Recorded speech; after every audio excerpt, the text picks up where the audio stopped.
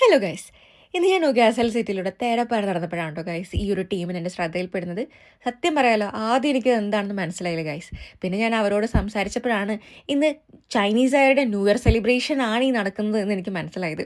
ചൈനീസുകാർക്ക് ഒരു traditional calendar ഉണ്ട്, അത്ര ലൂണ കലണ്ടർ. അപ്പോൾ അത് പ്രകാരം ചൈനീസുകാരുടെ ന്യൂ ഇയർ സെലിബ്രേഷൻ ആണ് ഇന്നെന്ന് ഞാൻ അപ്പോഴാണ് അറിഞ്ഞത്.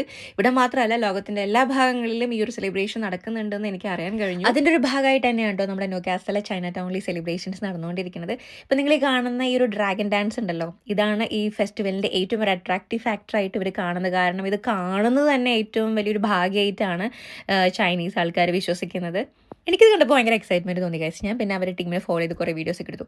പക്ഷേ ഞാൻ ഒരുപാട് ലേറ്റായി പോയി ഗൈസ്. ഇവിടെ രാവിലെ 10 മണിക്ക് സ്റ്റാർട്ട് ചെയ്ത പ്രോഗ്രാംസ് ഒക്കെ ആയിരുന്നു. അടിപൊളി പ്രോഗ്രാംസ് ആണെന്നാണ് അറിഞ്ഞത്. പക്ഷേ ഞാനിപ്പോൾ ഓൾമോസ്റ്റ് 2:30 ഇവിടെ എത്തിയപ്പോൾ. അതുകൊണ്ട് തന്നെ ഓൾമോസ്റ്റ് പ്രോഗ്രാംസ് ഒക്കെ വൈൻഡ് ആവുന്ന ഒരു ടൈമിലാണ് ഞാൻ എത്തിയിട്ടുള്ളത്. അതുകൊണ്ട് തന്നെ എനിക്ക് ഓൾമോസ്റ്റ് നല്ല വിഷ്വൽസ് ഒക്കെ മിസ്സായിട്ടുണ്ട്. എനിവേ, നെക്സ്റ്റ് ഇയർ ക്യാപ്ചർ ചെയ്യാൻ പറ്റുമെന്ന് വിശ്വസിക്കുന്നു. ഞാൻ ചൈന ടൗണിൽ മുമ്പ് വന്നിട്ടുണ്ടെങ്കിലും ഇന്ന് ഈ ചൈന ടൗണിലേക്ക് വന്നപ്പോൾ ഇത് ശരിക്കും ചൈനയാണെന്ന് ശരിക്കും കൺഫ്യൂസ്ഡ് ആവുന്ന രീതിയിലുള്ള ഒരു ആംബിയൻസ് തന്നെയാണ് അവർ ക്രിയേറ്റ് ചെയ്തിട്ടുള്ളത്. ശരിക്കും അതൊരു ആ കമ്മ്യൂണിറ്റിയുടെ സ്ട്രെങ്ത് തന്നെയാണ് കേട്ടോ.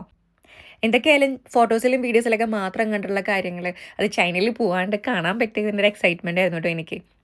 എന്തായാലും അടിപൊളിയായിരുന്നു ഗൈസ്.